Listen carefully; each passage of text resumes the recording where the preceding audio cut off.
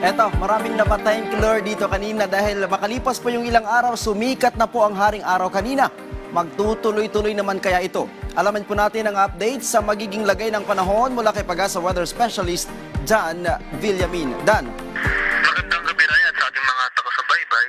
Inasampay natin yung mga pag-ulan na dala ng habagat sa malaking bahagi ng Hilaga at Gitnang Luzon, including Metro Manila and Western sections ng Calabarzon and Mimaropa sa mga susunod na araw. Pero for today, ay nabawasan yung mga pag-ulan. So makakaranas pa rin tayo ng mga scattered rains in this area ng Ilocos Region, Zambales, Bataan, and other portions ng Central Luzon.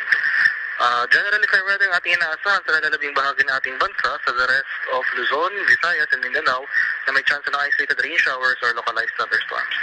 Sa kalagayan nating karagatan, walang gale warning na nakataas, pero iba yung pag-ingat pa rin sa ating mga kababayan na maglalayag sa northern and western seaboards ng Luzon dahil makaranas pa rin tayo dyan ng katamtaman hanggang sa maalong karagatan. At yan lamang po ang latest mula dito sa Pag-asa Weather Forecasting Center, Dan Villamin. Maraming salamat, Pag-asa Weather Specialist Dan Villamin.